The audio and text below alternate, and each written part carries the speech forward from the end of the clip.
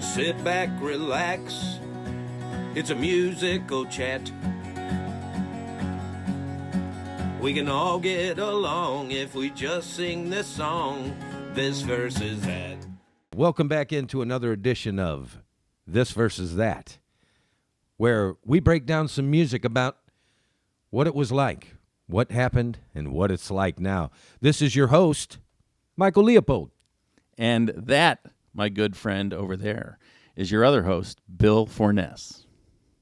So we like to take artists and musicians and songs and pit them up against each other. So then we let the audience pick, and then we pick, and we just sort of hash it out, talk about the artist, the music, and what it's like. This week we did Gone Too Soon was the theme, where, you know, artists left us too soon. They gave us some great tunes, and then they were gone. And we started off with Bob Marley or John Lennon. Wow. What happened? I'll tell you. First of all, this is a matchup I didn't anticipate. You know, when I woke up on Monday morning and you had this one out there, I was like, wow, I would have never thought to match these guys up. But it was brilliant in the fact that they were both iconic in their areas, and one in just rock and roll, but reggae. I mean, there's nobody bigger than Bob Marley, and you know, I have to say, huge influence by the Beatles. Me as a young man learning to fall in love with rock and roll. You know, there was Elvis, there was the Beatles. Really, probably two of the biggest ones that I listened to as a young kid. I think Sgt. Pepper's was one of the first albums my sisters were playing in their room on the portable phonograph, and I was jamming to that. Yeah. And then you go back and listen. Then I remember they got the Apple label Greatest Hits albums. I remember that. Oh my gosh, yeah. Went through those like crazy. Help was one of my favorite songs. And so, you know, both of these guys die at a pretty, you know, young age. One's in his 30s, one's right around 40, you know, ish. And, you know, one's tragically murdered, one dies of cancer. You know, it's never good when you want more from these artists, you know, and you just would love to see what they would have done. But for me, you know, I think when I go hit that play, I'm going to Bob more than I'm going to John. Going to Bob Marley. And it's mostly because when John went solo, while he's got some unbelievable great tunes, the breath he kind of lost me a little bit. Maybe it was because I was pretty young and not as idealistic as he had, you know, become when all that happened. So it didn't land with me. Whereas maybe if I was a little older, Vietnam, all that stuff was a big thing, that might have resonated a little more. Where Bob, that's just a soundtrack of joy for me. His music, it just makes me think of a good time with my friends, chilling, always hanging out, never in a bad mood when I'm listening to Bob. Let's go to some of these comments, because I think some folks are agreeing with you. Brent Higley says, Lennon's body of work is phenomenal. Okay, that's true. But give me Rastaman Bob every day of the week and twice on Sunday for pure listening enjoyment. And, yeah, man. Deborah, though, says, Baber, she says, Lennon, Imagine is one of my favorite songs. And you got to, you know, and that goes back to some of that just, it's deep, it's inspiring. This stuff is going to make you think, you know, and that's where, you know, I got to agree with that, too. Joe Leroy says, Bob Marley. Lennon just seemed so arrogant after the Beatles broke up. Okay. Listening to Marley puts me in an altogether different mood than Lennon. Plus the fact that I can hear Yoko lurking in the back of every one of his songs. And let's be honest, F Yoko. Oh, no. All right, thanks, Joe. Well, you know, that's funny. I don't know if you saw what came out just recently, like in the last couple of days, that Paul McCartney finally kind of came clean on going, hey, it was Johnny Boy that wanted the breakup. You know, we wanted to go on and make more music, and John wanted to go off and do his own thing. And, you know, and it didn't need to get that ugly, but Paul said, I had to protect what was ours like a marriage was breaking up. And he said, and that's why I got the attorneys. And he said, and that's why everybody thinks I'm the one that caused all the problems. And he said, my bandmates, said they thought that I was being the problem back then too. But today they both had thanked me that I handled it the way I did for them financially, for everything, that we did it the way we did it. Right. So it's interesting. I mean, all those years, everybody blames Yoko. Everybody blames Paul. It was John that won it out. I see. Well, and so I guess my final choice on this would probably be Bob Marley, just for the fact that I would have loved to have heard more of that music going forward. I had a good friend here in the St. Louis area named Jay Chambers who sang for the New World Spirits. We did some acoustic shows together, and he had this great ability of taking Bob Marley songs and just taking them into an acoustic sort of very mellow reggae vibe and sing the way he sang, the way Jay sings songs. And that opened me up to Bob in a whole new sort of spectrum of a way of listening, which sometimes does it for me. And so with Lennon, it's like the Beatles were huge, and maybe it would have been cooler if he was still with the Beatles, and then you would say, well, I'd kind of like to hear what more would have came from that, but that's not what we're talking about here. Right. And the reality is do you want more of what was being made at that time? And I guess not. So I'm going to say Bob Marley, and so I'll agree. What the audience picked Bob Marley. Yeah, Bob Marley. Not won. Surprised. All right. Not surprised. All right. So we're moving on. Next up, this one got a lot of opinions. Freddie Mercury, which of course sang for Queen, or Jim Morrison, the lead singer of The Doors. So right out of the gate, if you're just comparing, frontmen for frontmen, yep. I know people are going to fall in love with Freddie Mercury because he is just so dynamic and engaged with the audience, and he's giving and taking, and there's a relationship.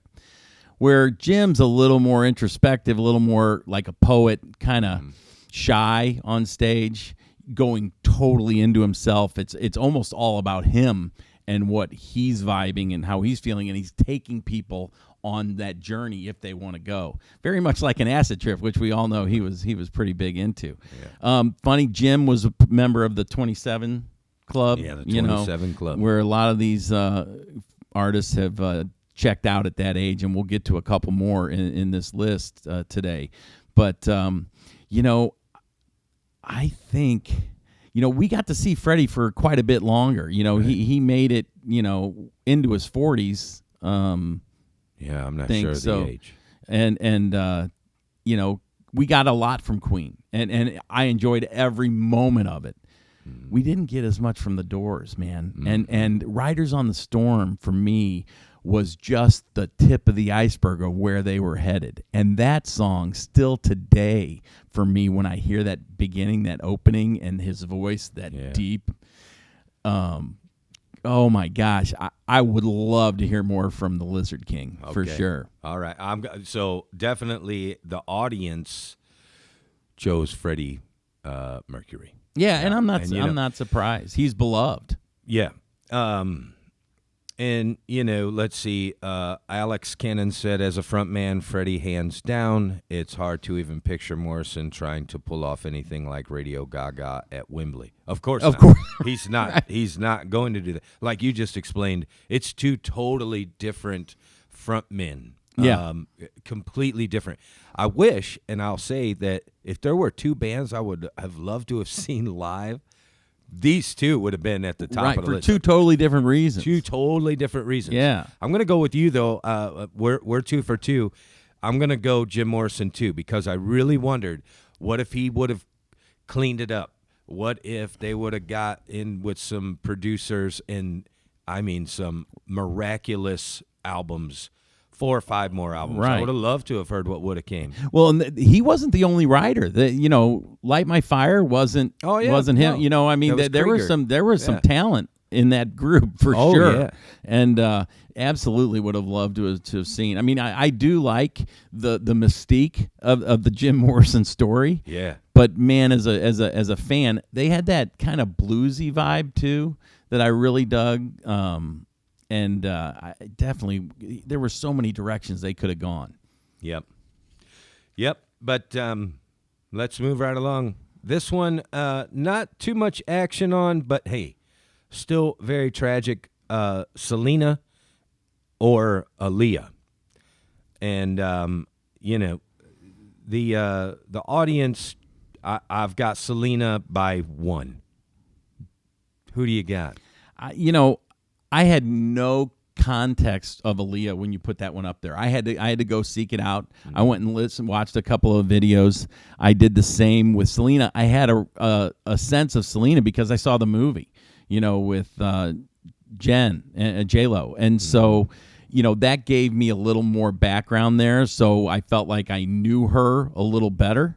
However, musically, if I had to pick between the two, I would definitely lean a little bit more towards Aaliyah as the style of music that I would have enjoyed listening to more. While it's not my cup of tea and I'm not running to download it, I definitely vibed on it way better than the Selena. Selena had a real she was a crossover, right? So she's playing to she starts out in South America or Mexico and comes over.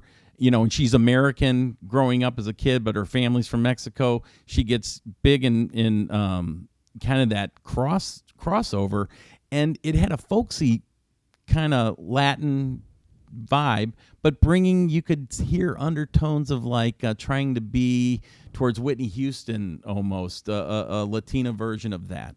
And I wasn't feeling it. Right. For me, so I'd go with Aaliyah on this one personally, but that's with very limited exposure. Yeah, and I'm in the same boat with you. We're 3 for 3. I just would have liked to have heard more of what she would have done. And I saw her movie. She was in this movie with DMX, and man, the name escapes me right now. But so her acting wasn't even that bad. She could have became a wonderful actress and continued to sing. Who knows? I'd have liked to have seen more. Yeah, and Selena was into the fashion thing. I mean, both of these die tragic, right? One shot by the head of her fan club, and the other one dies in a plane crash. Right? Yeah. Yep, those plane crashes. And I think Aaliyah, she'd probably be smiling now that R. Kelly's locked up, because I think she was kind of tied up into that. Wasn't she actually married to... She got married to R. Kelly so he could avoid statutory possible issues. So I think there was there's definitely some things going on there, but you don't want to see anybody go too early. Give herself a chance, to take that talent God gave her. So. Yep. So, all right. Hey, real quick, are we going to do the palate cleanser here and talk about? You dropped a great meme that week, and for what songs do you want to be played at your funeral? At your funeral, yeah, right.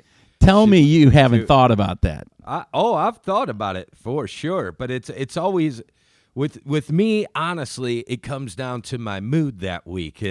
I'll be honest. I mean, I there's some spirituals I'd love to hear, like Amazing Grace, but it comes down to a weekly sort of thing. Like, what mood am I in? Because sometimes, man, it could be a Megadeth song.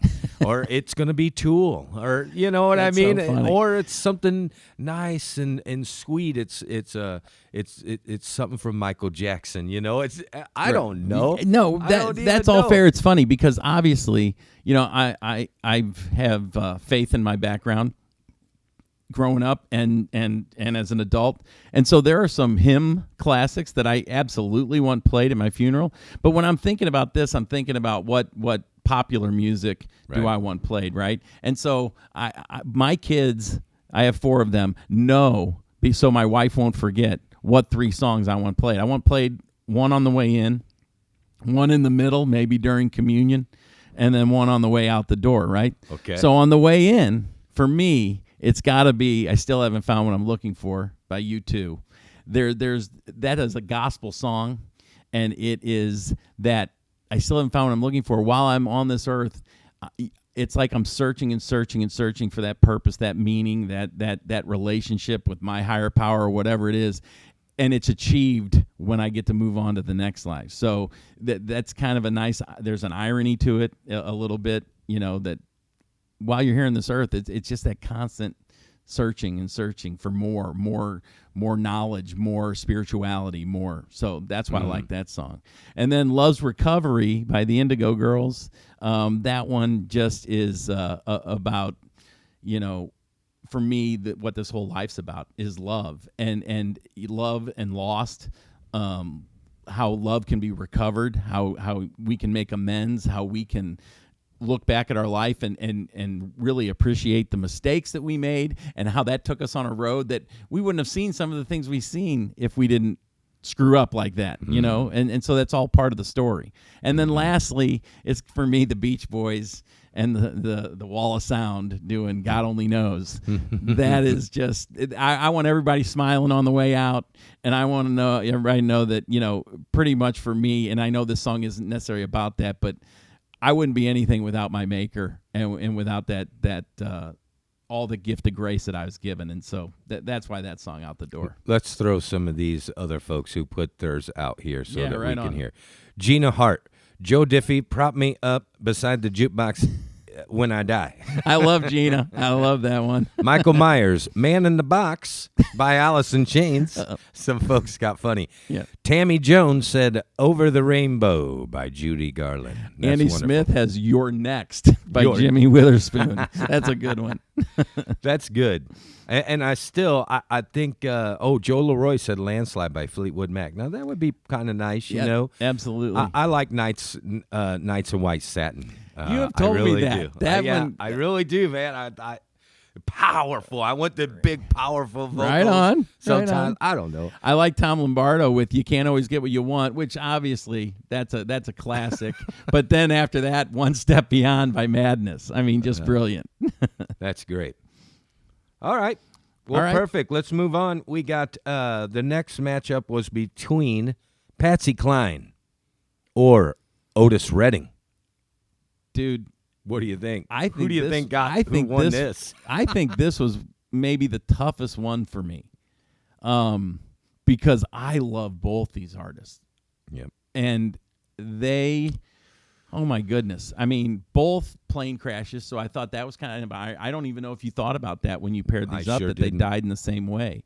I didn't. Patsy is just finally coming into her own, but she hadn't even achieved it yet she left us so many iconic songs.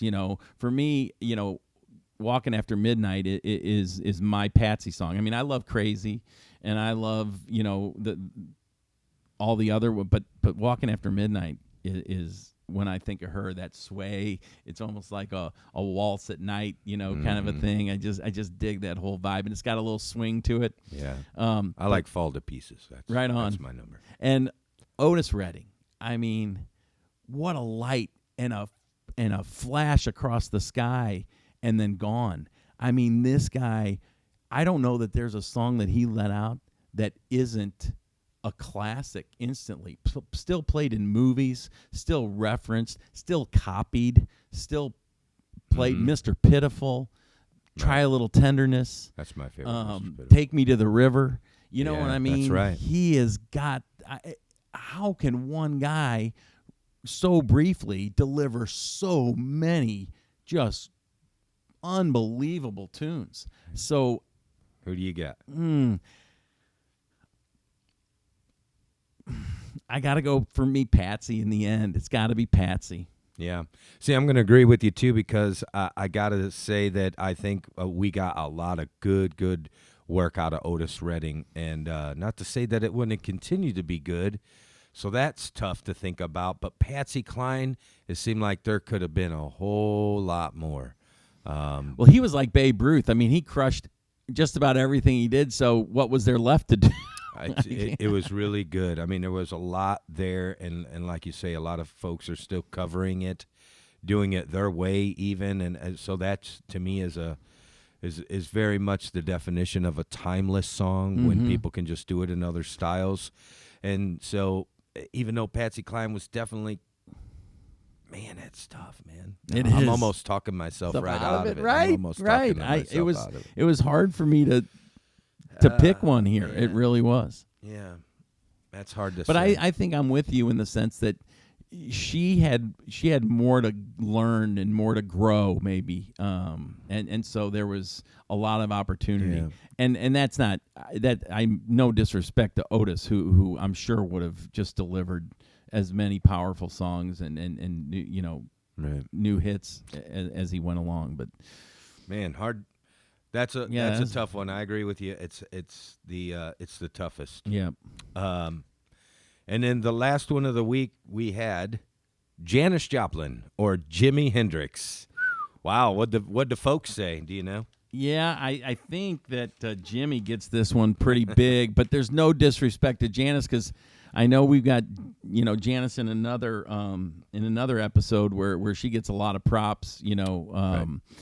And in this one in particular, she's just paired up against a genius, who was so raw and maybe wasn't the singer that Janis was. And this is where I think, for me, where the things diverge and it's hard for me to pick is Jimmy's guitar licks, his guitar playing, the prowess, the genius of that is where everybody falls towards him. It's not about his singing. Yes, he's got great songs. He's got a good voice, but it's not about that. It's about his playing, right? You move to Janis and you can say, oh, she didn't play an instrument. I'd argue that her voice was the instrument. I mean, the places that voice could go, that high, scratchy, kind of piercing shriek down to that breathy, kind of bluesy, throaty, almost like a jazz singer. Was she 27? She was 20. They both were. Okay. They both were.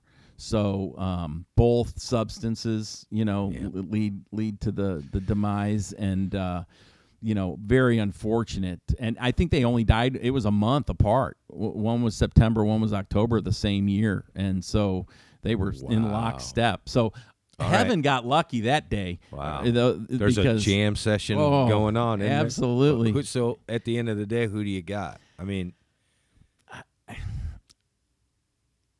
you know what? I think my instinct was to go to Jimmy, but I think I've just talked myself into Janis because of her voice, because of I just would love to have seen her get with a producer as she evolved and grew, to see all the different. She could have been an Amy Winehouse meets who knows? Like, Patsy Cline even. Because you come out of that era and things really changed, and who knows, even a different musical style, different producer comes in, right, and it's 10 years later. What is Janis doing? Right. What if she would have went into disco? Yeah. I don't know. Right. Well, Nick Duncan, he agrees with you. I prefer Janis because I'm more into singers than guitarists. All right. I'm naturally more of a singer as well, even though I'm a decent guitar player. Thanks, Nick. And Tony Campanella. Janis was a great voice in her time. Jimmy changed the game of electric guitar. For every generation after him, it must be Jimmy, he says. It's hard to argue with Tony. Yeah. He knows what he's talking about when it comes to guitars. Nope, and that's right. Danny Valentine, Jimmy changed music forever, but my personal choice would be Janis. I'm going with you, Danny. I'm going with you, Michael.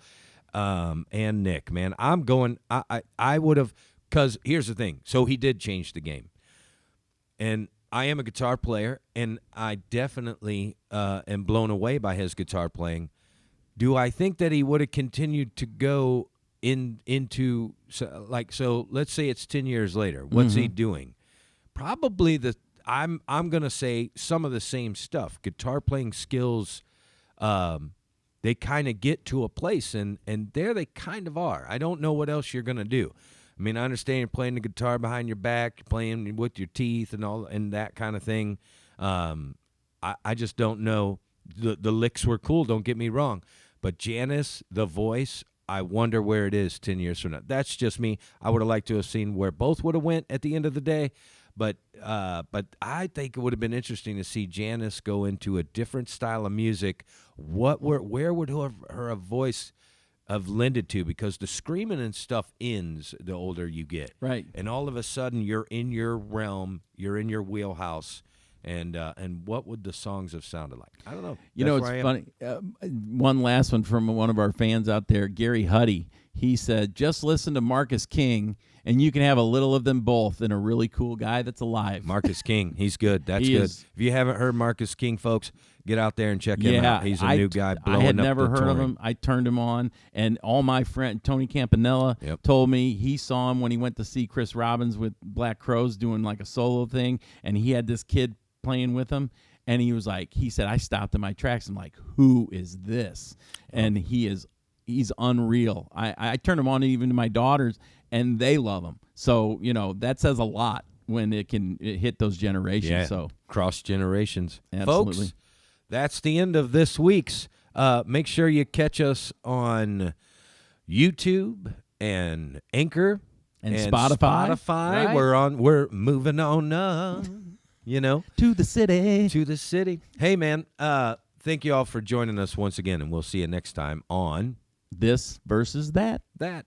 Have a good one. This versus that. This versus that. Sit back, relax. It's a musical chat. We can all get along if we just sing this song. This versus that.